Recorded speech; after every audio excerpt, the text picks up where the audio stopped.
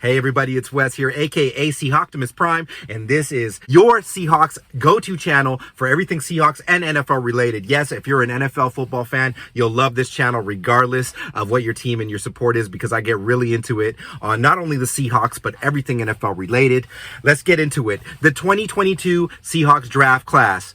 I thought it was a remarkable class. CBS, a lot of other media outlets, they like to bash Seattle and small market teams, so they didn't give it a very good grade. But from a non-biased, bird's eye perspective, so to speak, I think this was an A-grade draft, and I'll get into why, and I'll go through each player. I won't be grading each player, but I'll get into the nitty-gritty of why I think each player in this class can make the 53-man roster, maybe except for one, but I think all of them are going to make the roster within the next couple years, at least 8 of them in this season. Number 1, Charles Cross. It's always Seattle's O-line.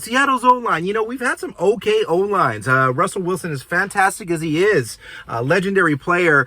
He likes to hold on to the ball a lot, so maybe he brings the grades down a little bit. We needed a left tackle. Dwayne Brown, great tackle for us. Left tackle's always been very important for any team, but we've had some great ones. Walter Jones, Okung was okay. Walter Jones, Hall of Fame tackle. I really like that Walter Jones came in right away, met with Charles Cross right after he was drafted, and gave him some wisdom, obviously. I don't know what was spoken, but Charles Cross as a player, 6'5", 305, extremely mobile, extremely cerebral athlete, playing in the against the best. He rarely let in anybody behind him, especially in pass protection. They say that his run blocking might need work. That is very juvenile and rookie scouting. He's on a team that maybe threw the ball 80% of the time. It does not mean that he cannot run block. This guy is huge, fast, extremely smart, can get to the second level very quick. In our zone run scheme, I think he's going to be extremely special. I actually had Charles Cross as the best lineman in the draft. Many people had him as the third tackle off the board. I thought he was the most talented lineman, and that's pure talent. We'll see what happens when the pads get on. Charles Cross, fantastic pick. Not only was it a safe pick, I think it was an underrated pick, and we're going to see that right off the hop. He's going to start at left tackle for Seattle Seahawks, and let's see what he can do in not only pass protection, but in run. Boye Mafe, second in a second round there, we had 40 and 41. So we went with Boye Mafe, a surprising pick to the casual fans, but Boye Mafe perhaps is the most talented of all the pass rushers, pure outside linebacking rushers in this draft. Mafe hasn't been playing football for a long time. He comes from a very deep-rooted background. I believe he's Senegalese. I'm not 100% there. He's a very smart man as a whole. I've seen him in interviews. We'll get into his measurables a little bit later, but in the interviews, I see somebody who could be a master's degree in law, that type of mentality. That's a great start because you have to be really smart. They compare him to Cliff Averill a lot. I think his upside is a bit higher than Cliff Averill. You never know how it translates, but watching his tape in the Big Ten, he did go against some really good tackle prospects, and he won a lot. This guy's a very raw talent. My ceiling for Mafe is very high. People say he also has a really bad floor, but I don't see that. He's just too explosive. Watching the OTAs, watching how his maneuverability, his bend is, he can really get into the backfield very quickly. I know he's going to have to develop some pass rush moves, but I absolutely love Boye Mafe. I thought that he was going to actually get taken a little bit earlier just due to his combine, and his Senior Bowl was absolutely outstanding. He was beating people with power and speed. Boye Mafe is going to start for the Seattle Seahawks. Make no mistake about it. He's going to get a lot of snaps right out of the gate, and I expect him to have, close to a double-digit sack season, just based on how willing this kid is to learn, how smart he is, and how driven he is to succeed. That's going to be something that you see as a theme throughout this video and throughout this draft class. Boye Mafe, 6'4", 265, extremely fast, 40-inch vertical. The kid is nuts. He's probably the most explosive prospect at that position in this draft. That Pete and John love those guys right at the hop, but I don't think this is as raw prospect as people are making it out to be. I believe that Boye Mafe is more ready to go than people think. Now let's get into number 41 pick. Their third pick overall in the second round was Ken Walker, the third. All you need to do to understand Ken Walker is watch his game against Michigan last year. You can, of course, go to all those awesome channels on YouTube and look at all of his highlights. But if you watch that game, that's 5 touchdowns. Michigan had 9 players drafted from their defense. Ken Walker Swiss cheeses these guys like it's nothing. He looks like Barry Sanders, Alvin Kamara, backslash, I don't know, pick your favorite power back. He is all of those things. Ken Walker is an extremely explosive athlete. He's, they say he's undersized compared to a Breece Hall. He's not as big as a Breece Hall, but I think his upside is better and his proven production is better. He is seems like a very durable player. He spent some time outside of the Big Ten, and then transferred to Michigan State, in which he just dominated games. Like, this guy is really crazy. I'm so excited about this guy, and I love Rashad Penny. To me, it's going to be the best 1-2 punch in the NFL. We've all seen Carson's neck skeleton. We don't know X-ray. We don't know exactly if he's going to play or not. But we got players behind them too. But I think Ken Walker gets legitimate snaps. I don't know if he goes for offensive rookie of the year, just based on the fact that Rashad Penny is still amazing. But I'm really excited about this, how he fits in the scheme. He has underrated hands. Go and watch highlights of Ken Walker right now after this video. Ken Walker the third, especially that Michigan game. He hit him for 5 TDs and they were not easy. He spun cycle. Aiden Hutchinson, who was like the 2nd overall pick, he had this guy on skates. Amazing. Ken Walker Jr. is going to play legitimate snaps for Seattle all year if he can stay healthy. He could crack the 1,000-yard mark and I think 5 TDs easily. Abe Lucas, this was a very controversial pick. I am a Pac-12 fan living in the Northwest. I watch a lot of games.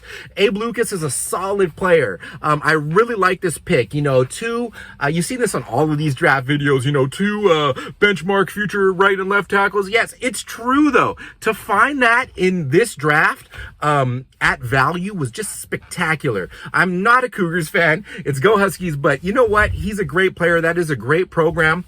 Abe Lucas, another very smart guy, a local guy to Washington, really wants to dominate, really wants to play for Seattle. Childhood dream. Aside from all of that, he is a big boy, 6'7", 320 and change, and he can move. They say he plays a little bit too upright. The tape says otherwise. Whatever he does works.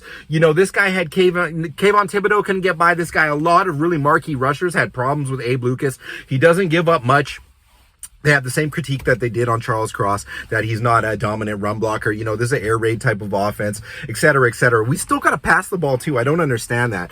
I do think that it's also as critical that we have dominant pass blockers. We have amazing receivers on Seattle. People do not forget that. We're going to have a nice balanced offense with Shane Waldron coming in year 2. Abe Lucas picking up the playbook quickly in OTAs, it seems like, and I believe he starts as well. Jay Curran, I'm very fond of, but I think that Abe Lucas unseats him just based on pure upside. And then wanting to get in. Maybe they slide Curran into guard. Now, many think that this is the best value pick Seattle had. This is Kobe Bryant.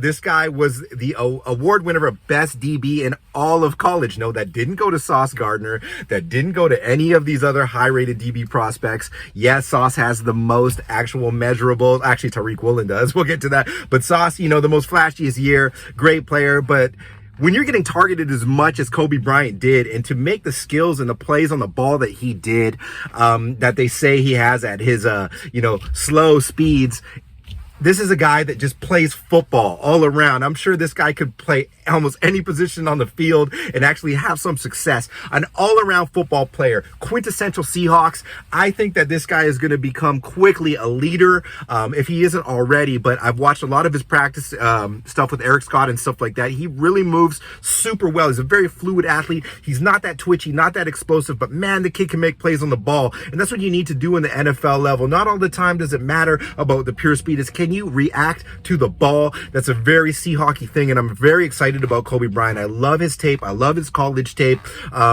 He's not going to be alone out there. This is not this is not a situation where he's at Cincinnati. He's in the NFL. He has Quandre Diggs, Jamal Adams, a whole bunch of pass rush coming this year. I think Kobe Bryant is maybe the best pick outside of Tariq Woolen, but I'll get into that. Kobe Bryant, watch his tape. A great player. I think he has a great future in Seattle. Then it started getting a little bit weird. We got into, the Woolen and Smith pick. I'll go with Woolen. Tariq Woolen in the 5th round, to me, it's inexplicable. I mean, this guy had the best spark, the best combine measurables of all time for a defensive back. Not like just this year, forever. This guy is every coach's dream, especially Carroll. Comparisons. Let's make the comparison to Sherm. Sherm ran 4.5 and change. Tariq Woolen runs 4.26. They say he's extremely smart too. I don't know what the knock was this guy, other than him playing at the University of San Antonio, Texas. That often happens. Or what's the level of competition? I understand that, but from what I've seen and what I've seen from him in camp, this guy has the ability to perhaps project to be one of the best corners in the NFL. I won't go too deep into that because he's such a raw prospect, but from how the coaches and how everybody talks about him, he's so willing to learn and just to sponge out there. He seems to have extremely quick hips too. Like, this kid is scary. He could be beyond, a lot of people's expectations. And if Seattle wins this and this guy gets on the field at some point in time, he's going to play special teams and gun right away. But if he gets out there and can contribute early and get his hands in the mix of the game, I think he could be beyond Trayvon Diggs. I mean, this guy can really hit too. That's the thing, is this boy likes to lay wood on people. He's just gonna be he's gonna be something special. He's perhaps the pick I'm most excited for of all these players, and I'm a huge DBs guy. I love secondary. Tariq Woolen, man, special athlete. He doesn't have a ton of tape on him, but just watch for him. I think he's going to dominate in the preseason very early. He can run with anybody, and he's crazy long. The guy's got Avatar measurables. If you ever seen the movie Avatar, go and check out Avatar. That's his comp and spark comparison. Not a player, like a blue creature. Tyreke Smith, this was maybe the only pick that I'm suspect about based on just his spark ability. However, he played on a great team. He played against high-level competition and was consistent. You need consistent players. I look at him and fitting in it with players like Quentin Jefferson and that kind of an athlete. Not that explosive, but very strong, very sound. Tyreke Smith, I think he can get his way into the rotation if he stays healthy during camp.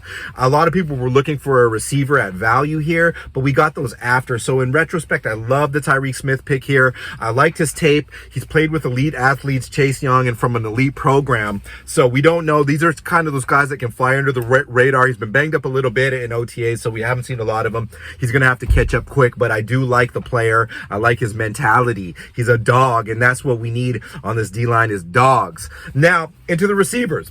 These last two picks were amazing to me. I didn't know about much about Boye Mafe. I did watch his film before he was drafted. I really liked it. I did think he would go undrafted. But when I watched the film over and over, I see Doug Baldwin, I see Stephon Diggs, I see these twitchy type of moves he has. He's just a very fast player. He plays so much faster than his combine speed. I mean, they had him at 4.36, I guess, type stuff. But maybe it was a little slower than that, but man, the kid can catch, and he had a trash quarterback. No disrespect. He didn't have a good quarterback at all, and an offense that seemed very predictable. Boye Mafe, I think, is that, they're talking about Cody in camp, Cody Thompson. I think Bo can come out and carve his way out as a kick returner, but if he does get snaps, he could unseat somebody based on his ability, his long speed ability, and his ability to house things from underneath. Kind of like a pseudo Dwayne Eskridge role, works really well in an offensive Waldron offense. Remember, when you see the Waldron offense, we used to have Robert Woods, lots of crossing routes, those types of routes. Melton, I think, can really do that. It has sneaky long speed, so it can hit you with a post. I really like Boye Mafe as well. Man, I really love this draft. I think all of these guys could make this team. So Derek Young, Lenore Ryan, obviously that program's been coming up. They've been drafting players out of there recently. Seems to be becoming a marquee kind of Div 2 program.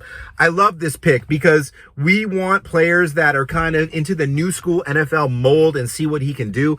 This is one guy that might, because he's behind in camp, make the practice squad, or he might make the team if he can have a good showing in preseason, but he's kind of more of a Cordell Patterson role. They want to talk about Deebo Samuel. This guy is more of a Cordell Patterson sized guy. And and I believe he's a better receiver than people dub him to be. So, you know, right out of the gate, that's a great thing to have, a great weapon. I believe he can come in as special teams, but a guy that can take end arounds, kind of you can have as your like fifth back, and surprise people in pre-motion and sets.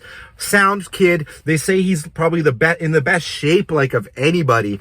He's an extremely strong kid. Lenore Ryan, I really like their coaching staff. I think they're going to put out a lot of good players at the NFL level. Now, if I look at these guys all the way through, if I look at all of these picks, I think to myself, you know, what could happen here? Like, where would I grade this? And I give it an A. The only reason I don't give it an A+ is because I do feel there was a little bit of meat on the bone, maybe left in, you know, the middle rounds, maybe could have made a trade or something, but I don't know. I am so surprised Seattle stuck with where they were at position. They took amazing value at position all the way through this draft. Oh, it's an exciting time because as we go into the next phase of Seattle Seahawks football, we've been spoiled for 10 years with just these absolute legends. And I think it surprised a lot of people that, you know, that Carroll was here and Russ is not, but I'm not surprised. This has become an institution, this football team. I believe whether Jody Allen keeps or sells this team, this draft is going to go a long way in pointing us in the right direction. In the next video, I'm going to get into the quarterback discussion and undrafted free agents. I hope you enjoyed your time here. It's Seahawks Prime, aka Wes, and this is the Seattle Times. Go and watch some film on these guys. You're going to love it. Peace.